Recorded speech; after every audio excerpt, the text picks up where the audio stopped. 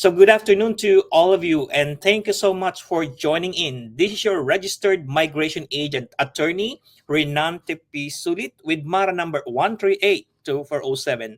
I am the principal migration agent and the CEO of RPS Migration. And of course, the Australian certified trainers. Our companies are here in Australia. All right, so we are situated at level 7 470 Collins Street. I would like to acknowledge the presence of our RPSS offices, of our RPS officers in different offices. So we do have RPS Davao, we do have Singapore, we do have Makati, and we do have Dubai today. And this is a very exciting night because tonight I'm going to discuss fast track registration to residency for nurses. And this is a full discussion on the light of the changes that we are having here in Australia.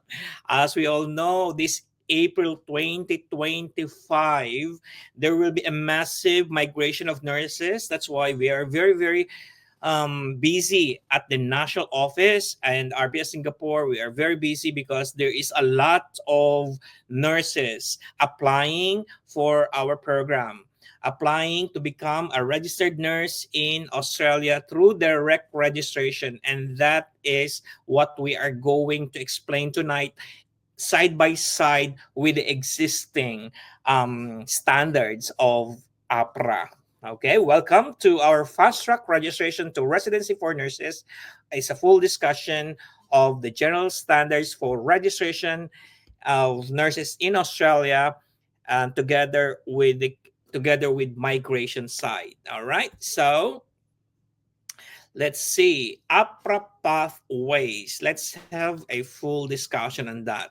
There are several pathways on how to become a registered nurse here in Australia. Number one is through university pathway.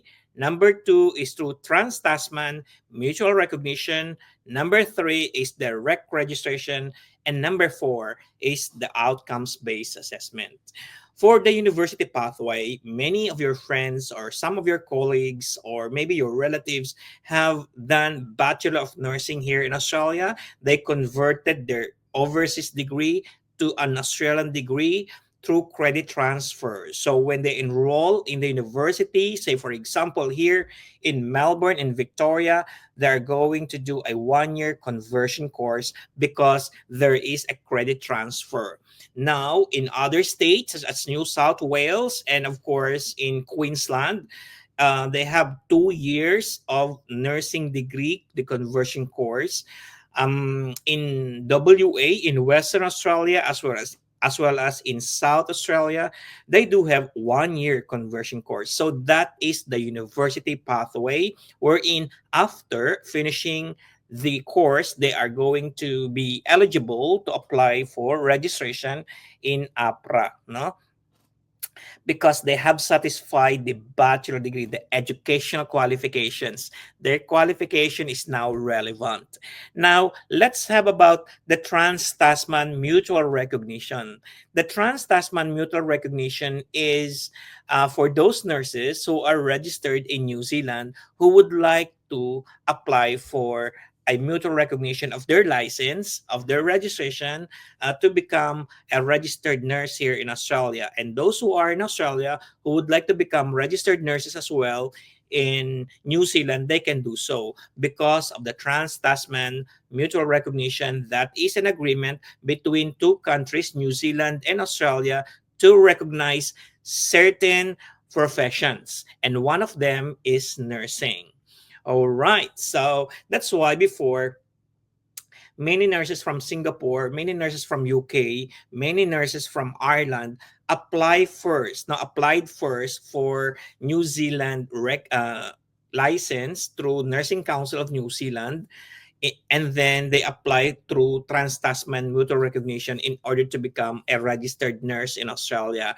Before, they cannot apply directly to Australia because they are going to do other pathways. Say for example, they're going to do the OBA or other courses. Now, before July 1, 2024, no, they nurses from Singapore, UK, and Ireland applied, no, to New Zealand in order to become uh, registered nurses in New Zealand, and from New Zealand they applied here in Australia. So, but after July 1, 2024, Nursing Council of New Zealand already closed that, no, and that's the change in New Zealand, and the effect of which is that those nurses coming from Singapore, from Ireland, from UK, they are going to do the competence assessment in New Zealand, so just like here in Australia.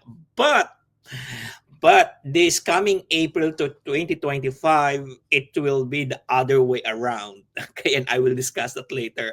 The situation in New Zealand will be the situation in Australia, because they are going to open the doors for nurses from Singapore, nurses from Ireland, nurses from UK, Spain, and provinces of Colombia and Ontario in Canada, and of course, United States of America.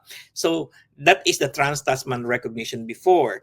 Okay, so before July 1, 2024. Now, what is direct registration and what is outcomes based assessment? So these two registration are very new, no, are very new, two modes of registration are very new here in Australia. Because some of our nurses, no, are some of our nurses get confused which pathway they are going to choose. Am I for direct registration? Am I for outcomes based assessment? Thus, direct registration supersede outcomes based assessment, or is outcomes based assessment still there? So we are going to answer that tonight. And if you have some questions, reserve your questions, type your questions in our chat box so that I will read all your questions. And of course, ask your friends to like our video, share our videos, subscribe in RPS TV, because weekly I am going to be on live and discuss many changes and many updates here in Australia with regard to migration, with regard to registration, everything that concerns your journey coming to Australia.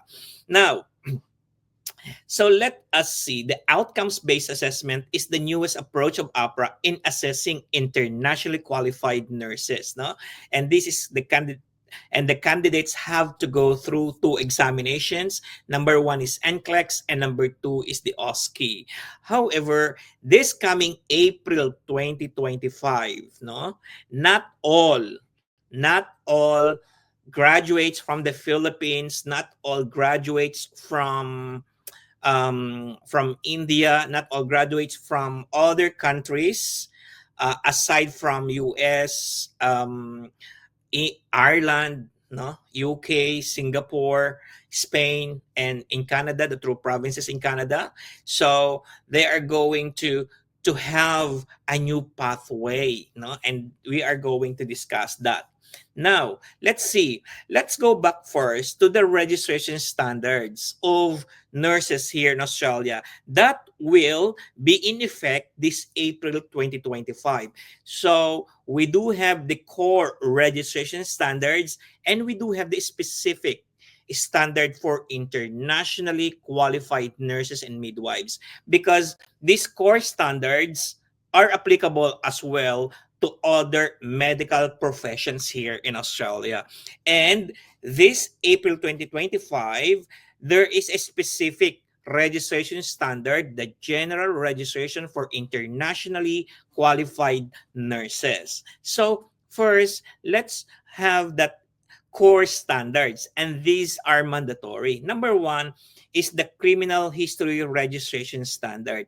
This is something that concerns your criminal history, and you are not going to, if you apply for initial registration here in Australia as a registered nurse, you will be asked to get the criminal history registration standard. You are not going to get your NBI, or for example in the UAE, you are not going to get that national police check, or federal police check. You're not going to do that because APRA has a third party organization. We have Fit to Work and we do have AIS here in Australia. That is the third party organization that conducts the criminal history check. All you need to do is to pay the third party organization, and they are going to check that for you, and they are going to give you a certificate. Say, for example, that this nurse X has no criminal history, and then that can be used for registration purposes to satisfy the criminal history registration standards. How about the English language skills registration standards? I'm going to have that a little bit later because this April 2025, that English language will also be changed. As of the moment, the language standard for IELTS is 7777 in all subsections, and the average must be 7. And for the PTE, we have 65 in all sections, say writing, listening, speaking, and reading. But this April 2025, it will be changed as well. And I have prepared a, a presentation for that as well. So what I have given you is the present standard. Come April 2025, it will be changed. And we will have a look at that. Now, we do have the registration standard, the continuing professional development. You always do this, no? Especially when you are working, you attend seminars, you attend training. So that is the continuing professional development. And you do have as well the recency of practice. Before, no? Years and years ago, when there was still a bridging course, the recency of practice is defined as 450 hours. No? 450 hours as your recency of practice. Now, recency of practice has been defined differently. It is being connected with your profession. No, either you do research, either you do whatever that concerns nursing, there is a recency of practice. No, registration standard, the professional indemnity insurance arrangement. So, what do you mean by that? The professional indemnity insurance is something that will answer for any problem that you may encounter in your practice. Say, for example, if something happens or there was an incident, that there was a fall that happened and you were guilty, so there is that insurance that will answer your practice, no? The risk that will answer for the damage if you get sued. So that's why when you apply for when you apply to APRA and you were asked about, do you commit yourself to have a professional indemnity insurance? Of course, the answer is yes.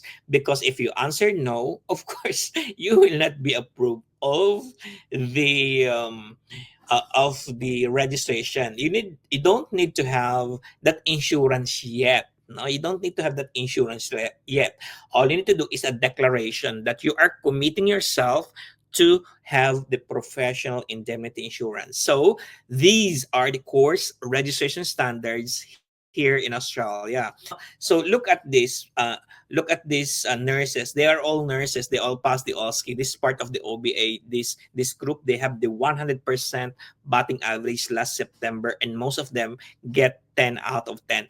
They are products of my other company, which is the Australian Certified Trainers here in Australia. So aside from RPS Migration, I also own Australian Certified Trainers. Both are very active. Both deliver excellent service. That's why I am very happy. Now, let's move on to this registration standard, the general registration for internationally qualified nurses. That will take effect in 2 months' time. Now is February 13, so March, April. So almost like how many? Um, 40 days, no? In 40 days time, this will take effect. That's why I have so many nurses coming from Ireland, coming from UK. My WhatsApp has been like receiving a lot of messages, and they are having this auto reply, and they are very very interested. So I am answering all of them, no. So but not at the same time, because there is a lot, especially Filipinos, especially Filipino nurses living in UK, living in Ireland, and as well in Singapore. So let's talk about this general registration for internationally qualified registered nurse. You are called here as internationally qualified registered nurse or internationally qualified nurse. Now, this standard applies to IQRNs who hold a qualification that is relevant to the nursing profession but not substantially equivalent, obtained in a non-comparable jurisdiction and without 1,800 hours. No, so this standard does not apply to IQRNs who have a sole qualification in mental health nursing, pediatric nursing, or disability nursing. So, so this registration standards is for those who have relevant qualification but not substantially equivalent. So because here in Australia, there are three streams for the qualification. Stream A, which is substantially equivalent. So if you are equivalent, you apply for registration direct to Australia. You might have finished your Bachelor of Nursing, which is relevant to those countries that are mentioned: Australia, New Zealand, Singapore, and Spain, whatever. So those nurses have substantially equivalent. Now, we do have letter C. Letter C is not equivalent, so we are not going to discuss that. Now, let's discuss letter B, which is relevant but not substantially equivalent. No? So relevant meaning you graduated Bachelor of Nursing. Okay, that is settled, but not substantially equivalent. That is the phrase. Not substantially equivalent because you graduated in a non-comparable jurisdiction, such as countries outside of those mentioned. No, so elimination. Those countries that are not mentioned, such as Singapore, UK, Ireland, provinces of Ontario and British Columbia, no, United States of America, and Spain. So outside of these countries are non-comparable jurisdiction because those countries are comparable jurisdiction. So what are those countries that are non-comparable? Almost everyone.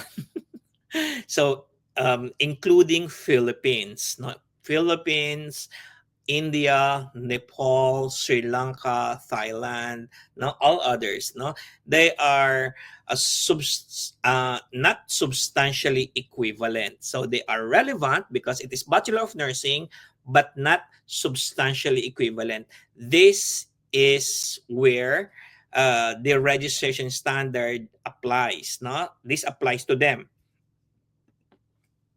So under this general registration standard, it created two pathways. It is called Pathway 1 and Pathway 2.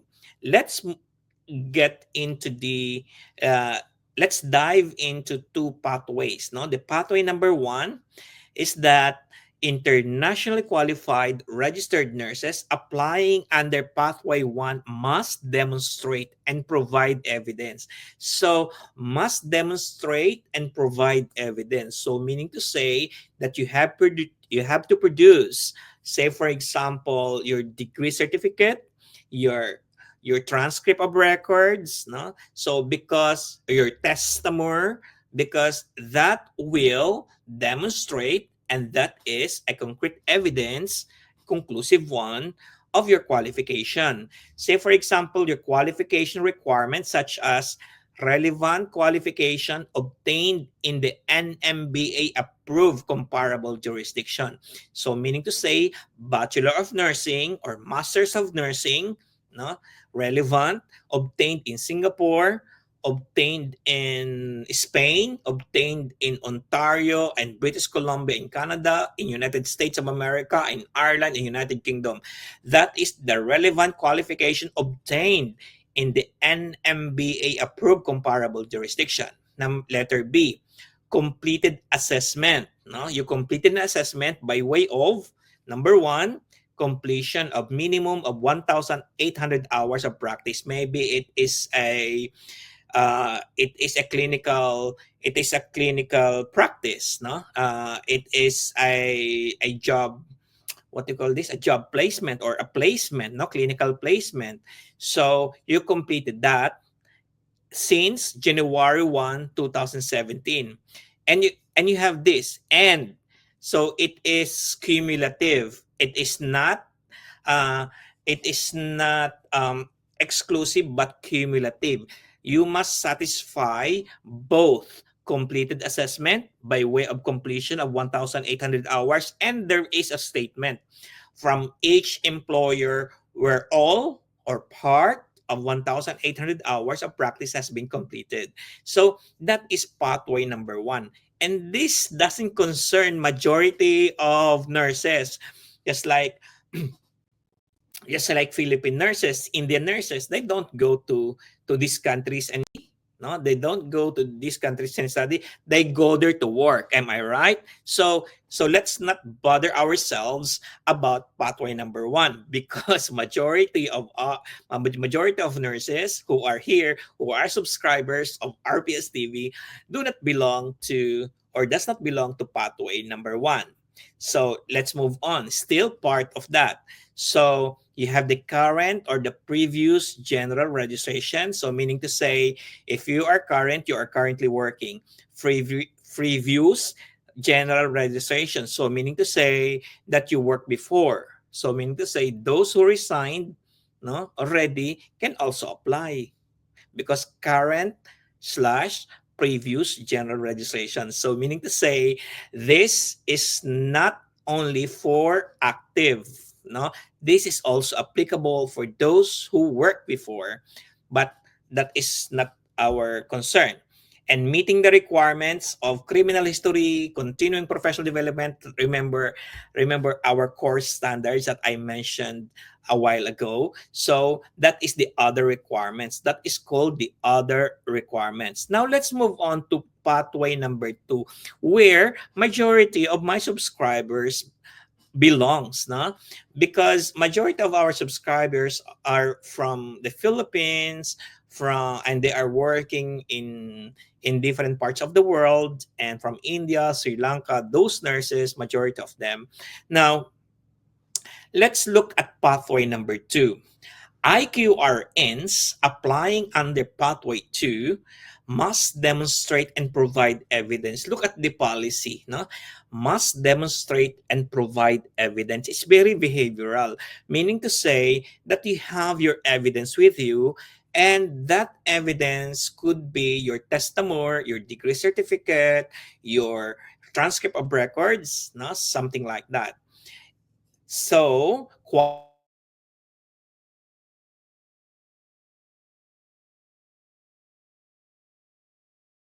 relevant qualification not obtained in the comparable jurisdiction since January 1, 2017. So this is where the confusion sets in. So let's interpret it phrase by phrase. All right. A relevant qualification not obtained in the comparable jurisdiction. So meaning to say, if you were a graduate of the Philippines or India or Nepal or other countries aside from those mentioned, so you have a relevant qualification of Bachelor of Nursing, not Diploma of Nursing, but Bachelor of Nursing. Can be a Masters of Nursing, but not Diploma of Nursing. Because I know that my colleagues from India have this Diploma of Nursing, Bachelor of Nursing, Masters of Nursing, or MSc, something like that. They have so many types of nursing degrees, no, in that jurisdiction. However, according to Australian qualifications framework, no, the bachelor degree is relevant qualification, and it was obtained outside of those countries. So it might have been obtained from the Philippines, from India, from Sri Lanka, from Thailand, and other countries, no, aside from those mentioned. Now, since January 1, 2017,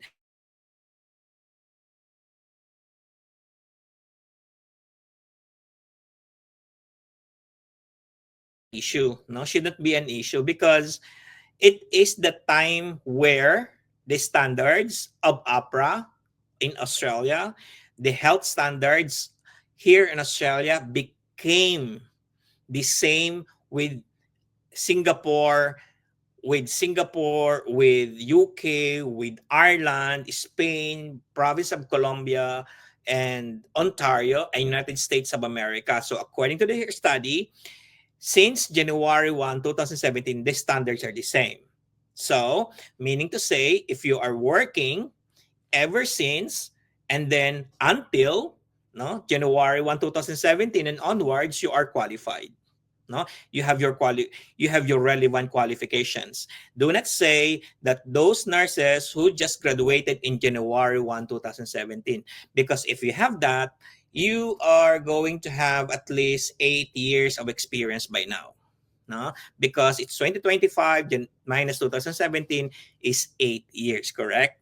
So am I good in math?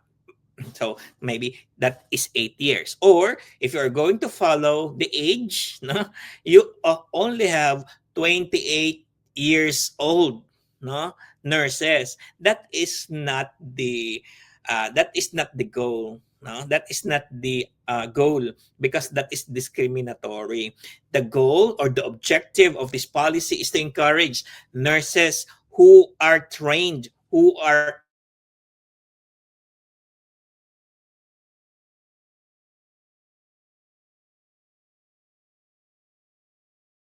in healthcare. So if you have been working since January 1, 2017, and you have the relevant qualifications since January 1, 2017, that's fine.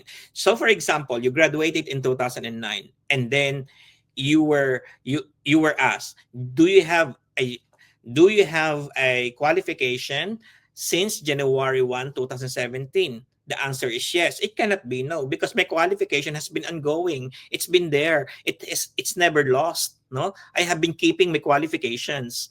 No, so that is what it meant. No, according to my opinion and according to my interpretation. So since January 1, 2017.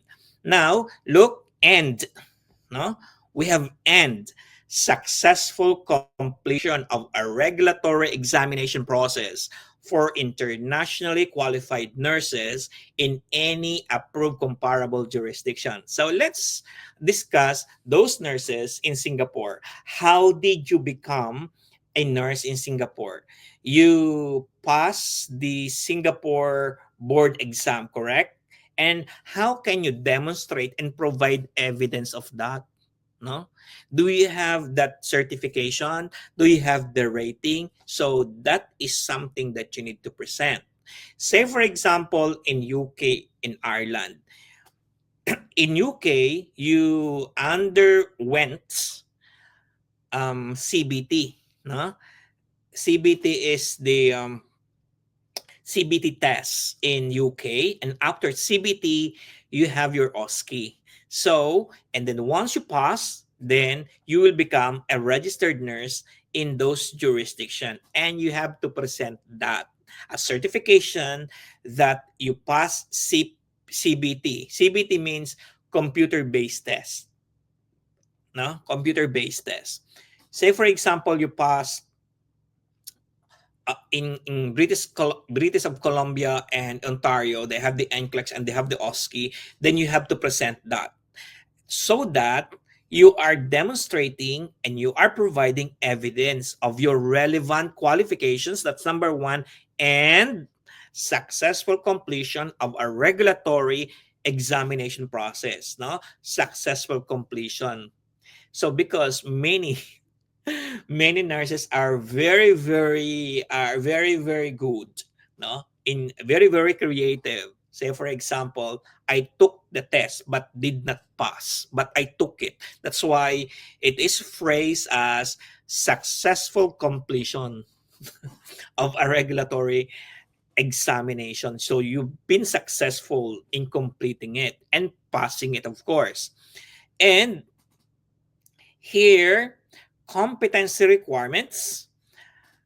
So you have two requirements. One is qualification requirements, that is the relevant qualification, which is Bachelor of Nursing, and of course, successful completion of your test. Now, then second is the competency requirement. How can you show your competency requirement? The same, successful completion of regulatory examination process. So, in the portal, you will see the qualification requirement. You will attach as an evidence the relevant qualification. Number two is the examination evidence.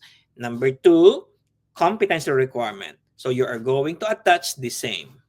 All right. So that's what you call satisfying two requirements: qualification requirements and the competency requirements. Other requirements, of course, are the following. Other requirements. The other requirements, as I told you, as I mentioned a while ago, are the following: current or previous registration since January 1, 2017. Okay. Say, for example, current, no problem. Okay. Current. Say, for example, you started you started working in UK last year. Okay. Last year. And then you are applying to Australia, direct registration. Of course, you have the current registration since January 1, 2017 onwards, right? Since last year. So meaning to say, since January 1, 2017, you are included, correct? And for example, you have 1 year. Say, for example, you've been working in UK since 2009 to the present. Of course, the cut-off date is January 1, 2017, and you count the date, you count the number of years. Say, for example, you have 80 years. Say, for example, you've been working in Singapore since 2009, and then the cutoff is January 1, 2017. Therefore, APRA will just consider these 8 years. Okay, since January 1, 2017. It's not safe to say that you are not qualified because you started 2009. No, no. So that's how it is being. That's how I interpret it. Now, say for example, you started working in 2009, but you stopped working in 2016. So are you qualified? The answer is no, because you stopped working in 2016. For example, you started working in 2016, but you resigned in 2018. Okay, so you have your previous registration since January 1, 2017. So you are still qualified. Okay, so I hope that those examples are very clear to really assess yourself. Now, practice as a registered nurse for a minimum of 1,800 hours. So here is the practice. The other one is your general registration. How can you demonstrate and provide evidence of your general registration? No? So it can be evidenced by your certificate of good standing, and of course the physical evidence of your registration. That's how you can demonstrate. So for example, so you have the qualification requirements, you have the competence requirement, you have other requirements in the portal. So you're going to attach evidence, no? In here, general registration, I'm going to attach my registration in Singapore or in UK or Ireland, so on and so forth. No? So in order to demonstrate and provide evidence of the current registration. For practice as a registered nurse for a minimum of 1,800 hours since January 1, 2017.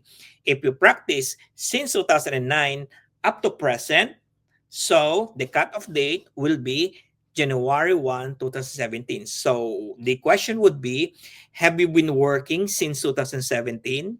The answer is yes. Have you been working since 2009? The answer is yes, right? So, but if you count the number of years from 2017 to present, will be 8 years only. You cannot say I have 20 years. No, the cutoff date is January 1, 2017. Conversely speaking, that those who started working in 2009 is also qualified because they have been working until now, unless otherwise they stop working in December 31, 2016. Okay? So you have 1,800 hours. Say, for example, you started working in January 1, 2017, and you resigned in February 1, 2018. Are you qualified? The answer is yes, because that's 1,800 hours, 52 weeks in a year, times 40, something like that. Okay? So, or 38 hours per week. So 52 weeks in a year times 38, you are satisfying 1,800 hours. Say, for example, you started working in 2015 and you resigned in 2018 and you are applying now. Am I qualified? Of course you are qualified because you have 1,800 hours. But you have to demonstrate and provide evidence. You cannot say verbally, you are verbalizing, I have this, but you don't have evidence. That is where the problem is. You have to demonstrate and provide evidence. Now, here, meeting the requirements of the following approved registration standards: criminal history check, the continuing professional development, the English language skills, which we're going to discuss, the reasons of practice, and the professional indemnity insurance. So, those nurses from the Philippines, India, working in Singapore, working in working in Ireland, UK, and Spain, provinces of Colombia and Ontario in Canada, and United States of America, working, okay? Working, registered, working with bachelor degree. With 1,800 hours, they are qualified, no? As long as they have 1,800 hours. All right? So, they are qualified to apply for direct registration this coming April 2025. Now, what happens if I don't meet this standard? IQRNs, or the internationally qualified nurses who cannot meet the qualifications and eligibility requirements, will not be eligible for general registration via Pathway 1 or 2. The pathway will be through outcomes based assessment. So, meaning to say that those nurses who can comply with that standard, they are going to go under outcomes based assessment. They have to go through outcomes based assessment. Question, sir, attorney, I have I have a bachelor degree of nursing. I pass NCLEX and I am already USRN. Am I qualified? The next question. So you have relevant qualifications, you have completed the requirements. However, you don't have 1,800 hours of practice in the United States of America. If you can produce the evidence that you work there, then you will be qualified. Okay? But if you cannot produce that, then you will be under outcomes based assessment, no? Because you must have the practice of 1,800 hours. Another creative question, attorney, I have been working as a medical coder or something like that, no, or a risk assessor. I'm using my USRN, and my employer is a company from the United States of America. Okay. So that's very creative, right? However, and they are doing it online, no? No. Because if you are going to No, you must be physically present in the Philippines.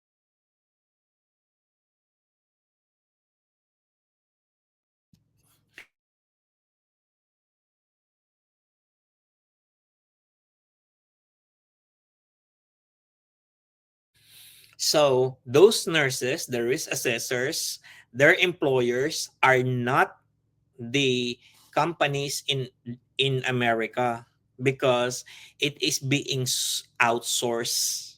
So the employer are the agencies back in the Philippines. So they will not qualify, because um, the they are being outsourced. The agencies, in the Philippines are their employers, because they have the power to hire and the power to fire, no?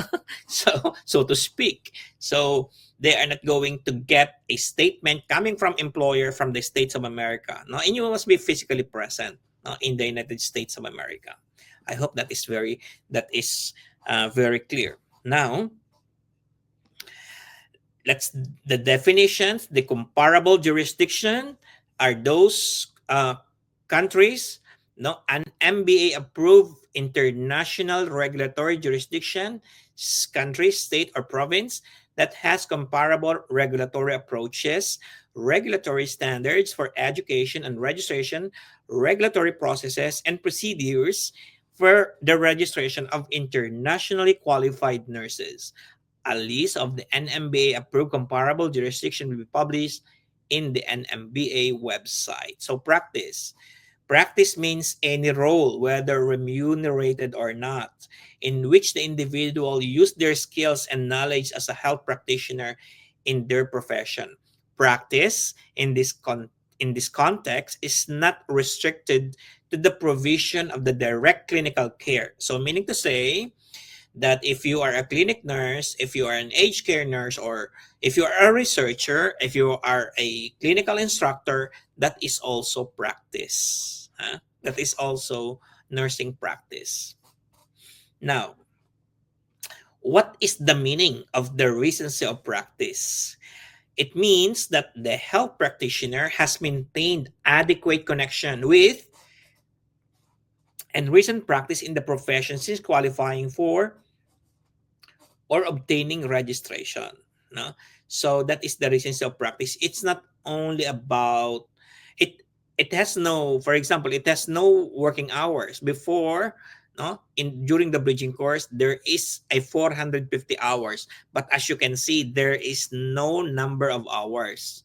And you must maintain adequate connection. You must demonstrate and provide evidence that you have an adequate connection with, no, with and recent practice in the profession since qualifying.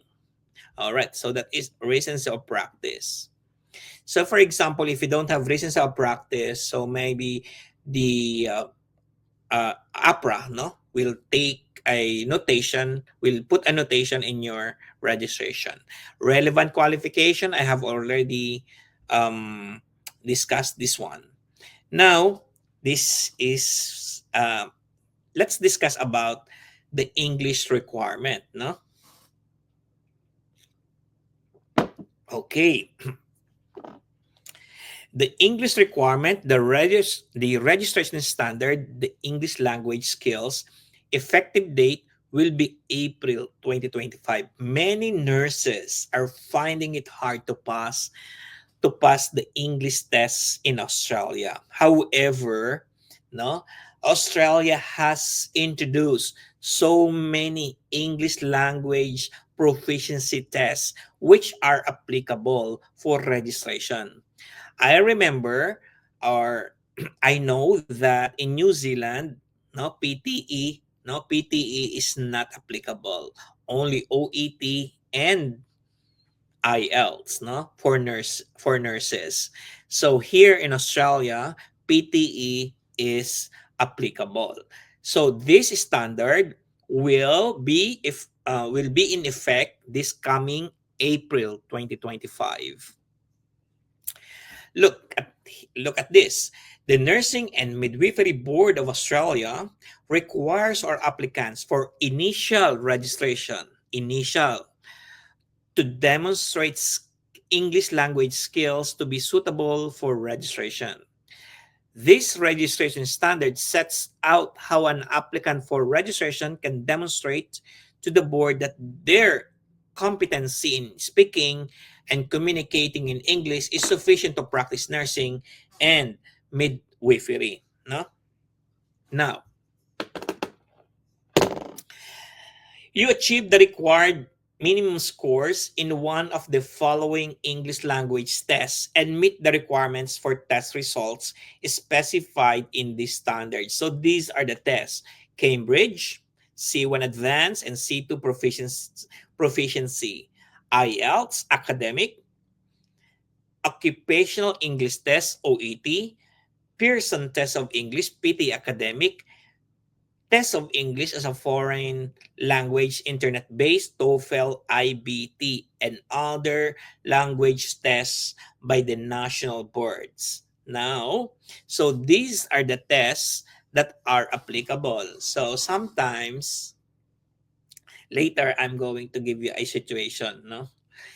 Now, we will only accept test results from one sitting or maximum of two sittings in a 12-month period, and only if the requirement for test results, such as when the test must be taken, type, modality of test, and the required minimum scores specified in this standard are met as set out in this standard. All right.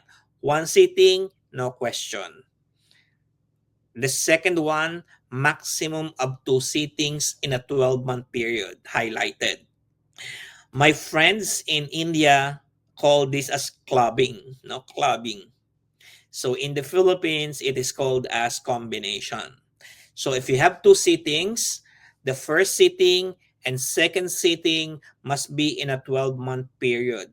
No? The gap should not be more than 12 months. Say, for example, the first sitting is January, the second sitting is the maximum until December.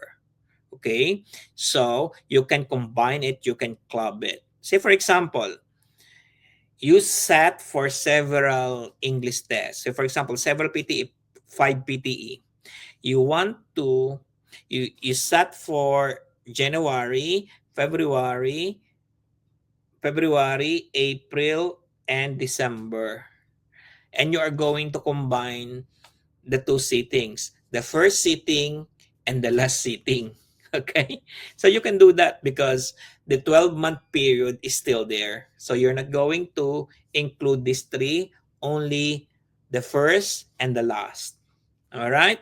So as long as it is in the 12-month period. So meaning to say that if you are combining two sittings, it doesn't mean that there are no other tests that you might have taken in between. No? As long as you choose only two. No? That's how it is being interpreted. No? So if you have sat for 10, no? So just choose only two. And then test, it is in the 12-month period. All right? So that is how it goes. No?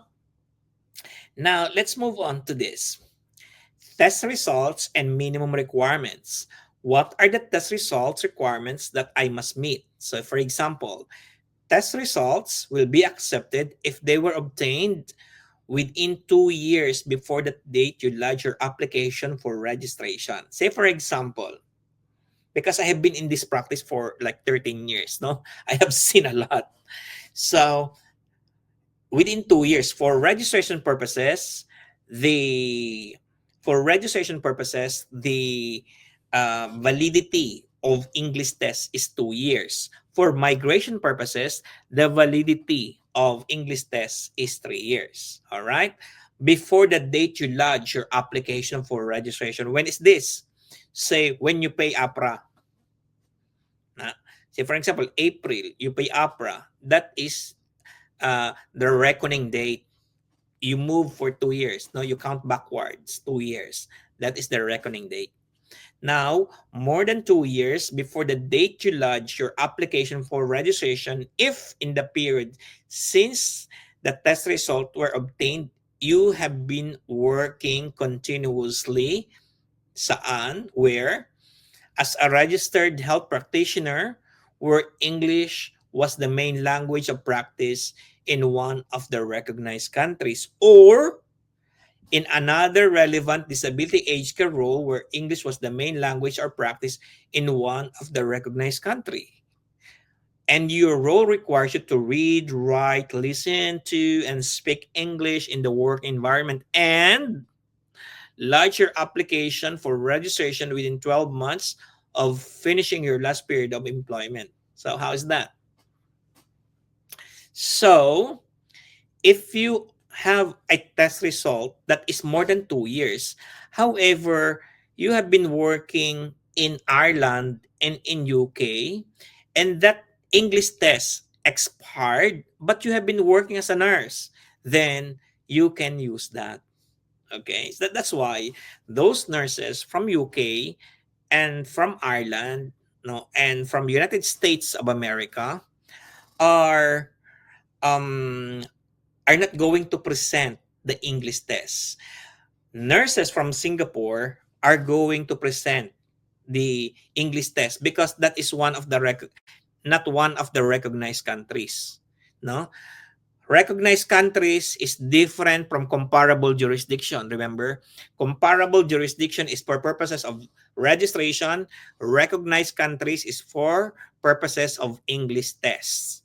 So here, if you have been working in Ireland, in UK, for example, and your test result expired, but you have been working there when it expired, then you can use it. Even if you are not working as a nurse, for example, but you have been working there as such, no, and you are using reading, writing, listening, speaking English. So that is for purposes of registration. So that's why my nurses from these countries will not present, no, unless otherwise they resigned already. Say for example, they are registered nurse from UK. They went back to the Philippines, and it's been 2 years since then. Then she has to receipt for an English test because it is more than 12 months of finishing your last period of employment. Say for example, you resigned just yesterday. You went back to the Philippines. In April, you don't need to receipt for an English test for registration. No, I always have for registration. That's why it's really fast track. No? So that is the meaning of that. More than 2 years have been board approved. So that's not applicable to us. For purposes of calculating time, if the applicant relies on test results from 2 sittings in a 12-month period, time begins to run from the date of the earlier sitting. No? Now, question, this is very important.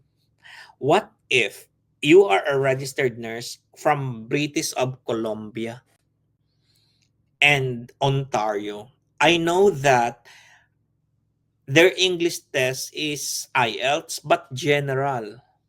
No? But general. So that is one question. I hope that it is not general but academic, because that is a question. Because what is accepted in Australia is IELTS academic, but they use IELTS general, for example.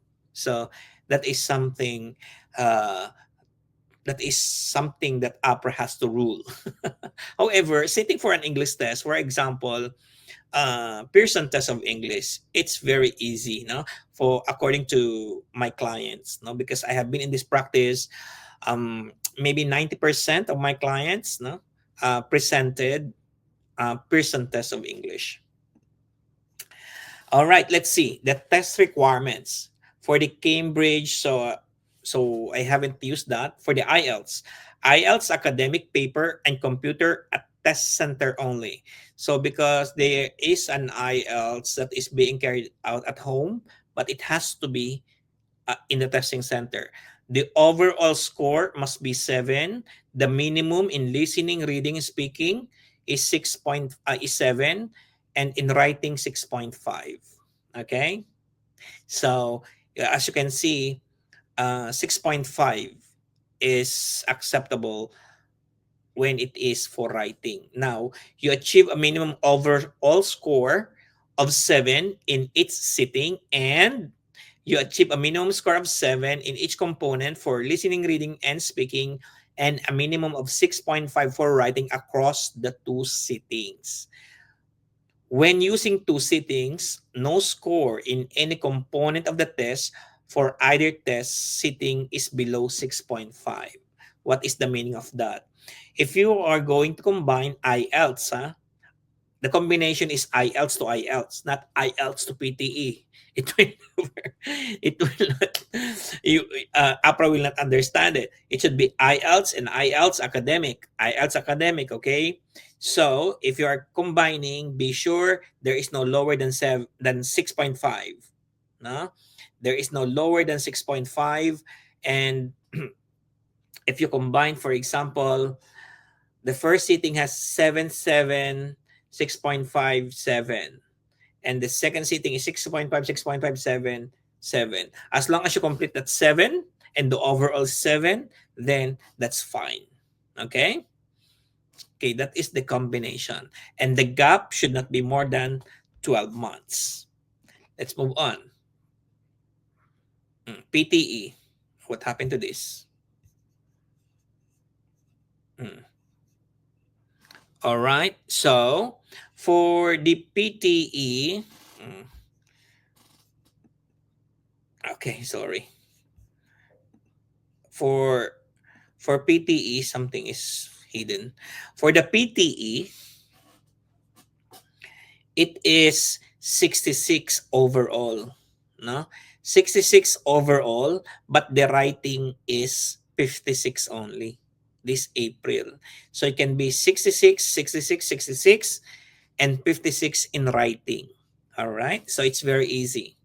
No? You can combine that as well.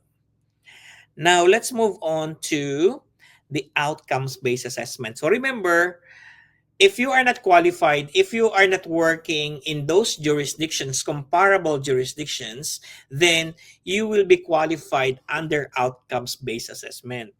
And outcomes-based assessment is the newest approach of APRA in assessing internationally qualified nurses. And this is for those who belong under Stream B of the General Standards for Nursing Registration. Now, it has two parts. One is the theoretical part of the examination, and the other one is the clinical part of the examination. Theoretical part of the examination is what you call NCLEX, and the clinical part of the examination is what you call OSCE. And you must be very, very happy because I have created already the Australian certified trainers that is in charge of the review for both. The NCLEX is being handled by a third-party organization. No? However, OSCE is being handled by Australian certified trainers here in Melbourne, and it has a massive success. No? Here in Australia, it is the only review center that has posted 100%, no, in September intake that has 4 perfect scorers, no? 10 out of 10. That's why we have so many nurses from Sri Lanka, from Thailand, from China, and from India, Philippines, no, who are practicing for the OSCE, because these nurses have relevant qualifications but not substantially equivalent, and they are not working in those comparable jurisdictions. So therefore, they have to do OBA. And do not you worry, because I have the training center. No? I have seen that coming. The OSCE, no? The OSCE is the clinical part of the examination. It is called the Objective Structured Clinical Examination, where candidates will be subjected to a 10-minute return demo of 10 identified stations, and you must score 7 out of 10. And the testing centers are currently in Melbourne and Adelaide. What are the stations? Say, for example, you have the vital signs, you have focus assessment, you have risk assessment, you have the BLS, no, the basic life support, you have the BT reaction or BT initiation, you have the IV fluid, you have the ISBAR, no, you have the ISBAR and all other um risk assessment. You have other stations, and you must score 7 out of 10. And my nurses, no, and my nurses always score 10 out of 10 because we have the following strategies. Number one, you will start with online preliminaries, wherein you will have a dedicated coach who will train you what to say, when to say it, and how to say it, no, so that you will be orientated of what will happen in the actual face to face, no, in Melbourne. After that, we do have as well the learning platform. You have the access to the learning platform. There will be an interactive videos, massive information there, and then you have to really master especially the forms, and you will be guided by our dedicated trainer. And then after that, you are going to have the OSCE second check. The OSCE second check is being facilitated by a well-trained, no, instructor, and that will be a workshop among among the classmates or among the candidates who will be joining the face-to-face for that respective intakes. Now, APRA has now released the 3 intake cycles. So, for example, we do have March, April, and May cycles already. And now we have a lot of enrollees for these cycles, and they are very happy. So once you finish that workshop, you are going to have a 14-day face to face. It's a non-stop. It has the battery test, it has the mock test, because you will be subjected to a real exam scenario, real exam condition, so that you will perform better. No, you will have the presence of mind. You will have to beat the 10 minutes, no, so you will be happy, no, because here at Australian Certified Trainers, um my clients um are really being supported by our trainers, and they are exemplary. They are very much ready when they take the test. So if you are part of the OBA, you take the OSCE. If you have friends, recommend Australian Certified Trainers. Now look at the process. This is the process being presented by the independent review, no, of the regulatory settings here in Australia. It is, look at this. We have the stream A, stream B, and stream C. So I have discussed to you that A, substantially equivalent; B, relevant but not substantially equivalent; C, not equivalent. So as you can see, this is the roadmap on how to become a registered nurse here in Australia. No? So let's have a closer look. So ABC, as you can see, the first one is exploring, just like today, you're exploring. Two, you are going to have deciding, no, after this you are going to decide, and then so on and so forth. So we do have the OBA pathway, we do have the direct registration. Do you know that only RPS is the one that is discussing about the OBA versus direct registration, creating you the correct pathway, guiding you to the correct pathway? Because I have been in this practice for over a decade, and I have been specializing in nursing migration even before, no, during the bridging course. That's why I have a massive background, no, with regard to nursing. I am not a nurse, I'm a lawyer. So so you might be asking, I am not a nurse, but all my sisters are all nurses, no, but I'm not a nurse, I am a lawyer. So as you can see, so now we know the registration part. It can be a direct registration, it can be an OBA, the outcomes based assessment, and you are now registered in Australia. Now, if you are a registered nurse in Australia, it creates you a pathway, no? it creates you a pathway, and one of which is the residency. That is the good thing about being a registered nurse in Australia. It creates you a pathway to become a resident, no? Given it creates you a pathway to apply for the job. What if you can't find a job, right? So that's why RPS Migration has created fast track registration to residency program, and this has been running for over a decade. No, the mode of registration is changing. Say for example, before we have the bridging course, now we have the direct registration, we have the Trans-Tasman, we have the OBA. The mode of registration is changing. However, the goal is the same. I will make you a registered nurse in Australia and a resident in Australia through the fast track registration to residency program of RPS Migration. You can never find this in any other agency because this is a brainchild of RPS Migration. I help internationally qualified nurses get their registration and residency in Australia. This is a combination of non-migration and migration processes. Remember, the direct registration is just one part. OBA is just one part. That is non-migration. Now, the migration processes. I am a registered migration agent. That is my advantage. No? And I have a training center, which is for the OBA. And I have a massive background of direct registration because I have sent a lot of nurses here in Australia, coming from Ireland, coming from US, coming from UK. No, I am making them residents. I am not a recruiter. Okay, that's why it is fast track registration to residency program. So, designed to assist nurses to have an easy transition in Australia.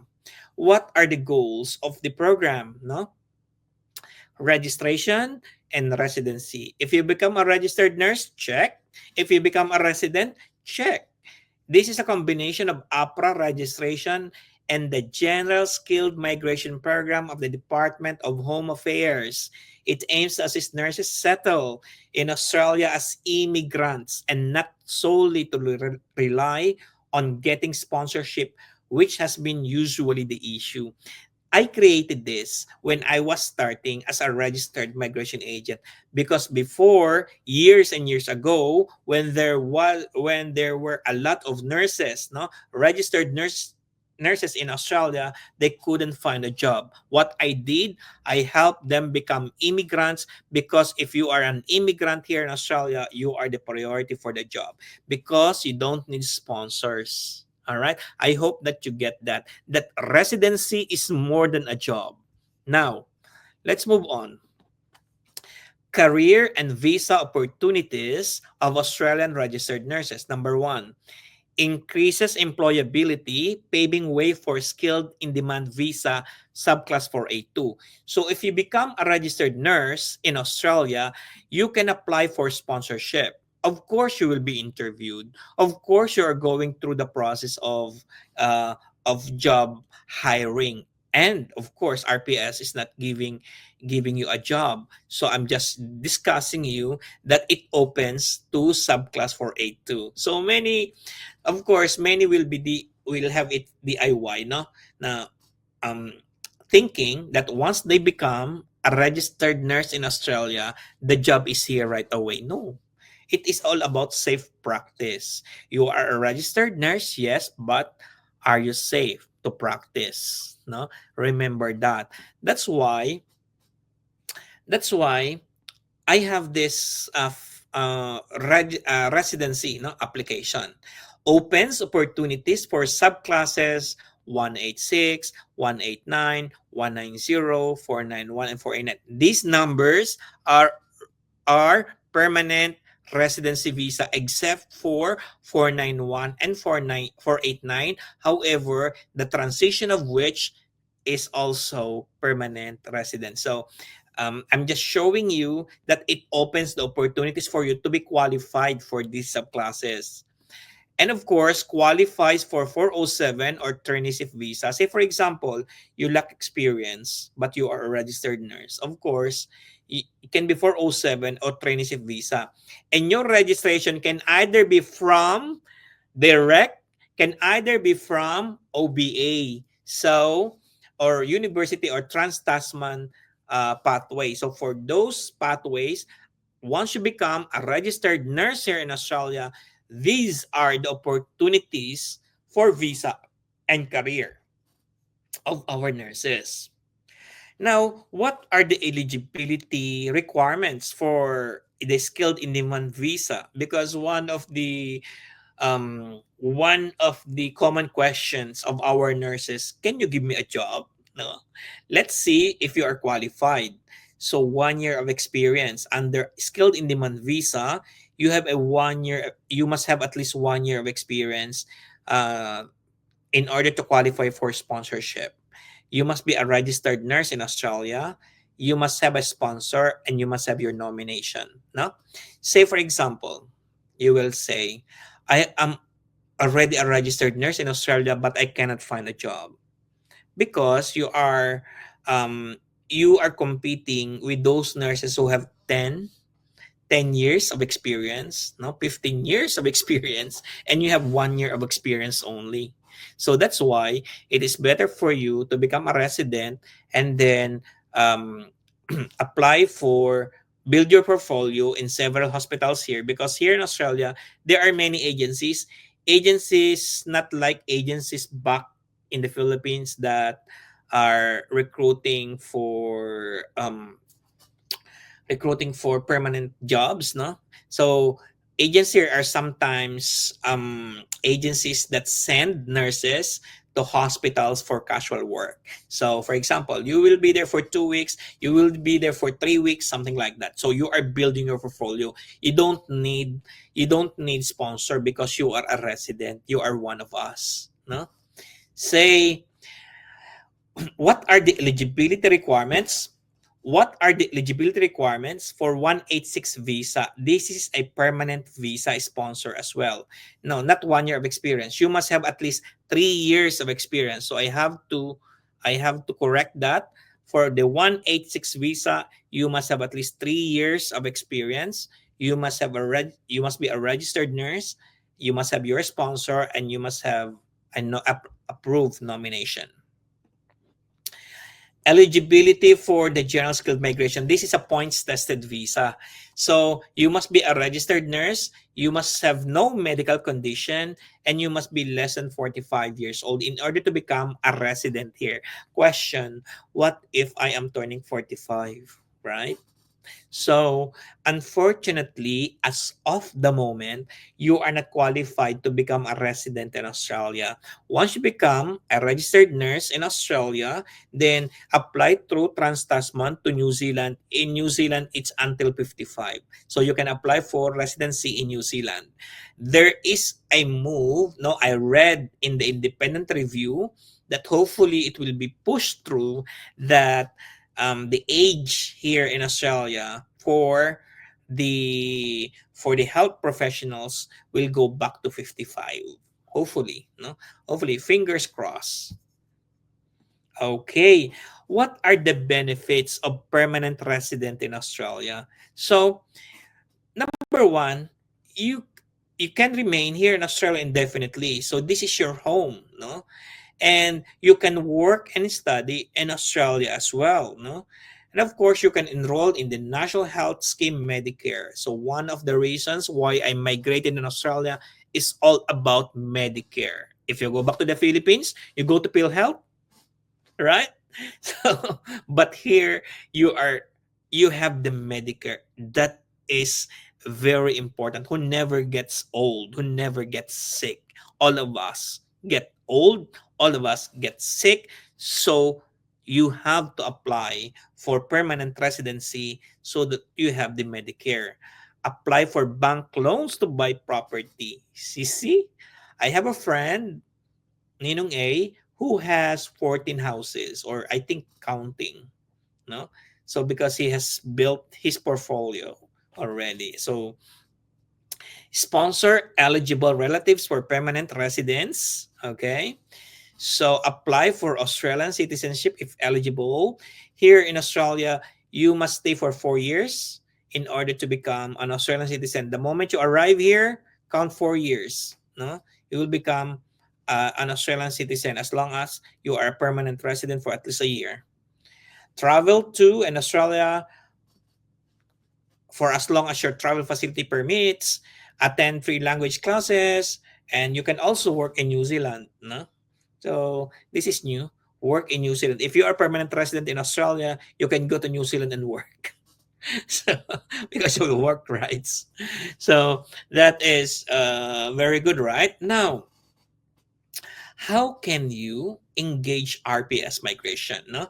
So you can WhatsApp me at +61 415 831 158 if you want to get assessed whether through direct or whether through the OBA. I can help you because this is the most cost effective. There is a massive application going on, and I want you to have that cost effective and of course secured investment because this is directed to become a resident here in Australia, not only to become a registered nurse, but also to become a resident. We do have what it takes, no?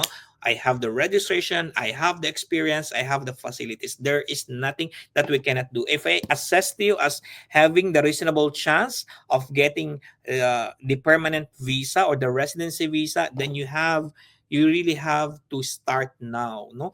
Start now because there is a lot of application. Maybe there is no cut-off for registration, but for permanent residency, there is always a cut-off.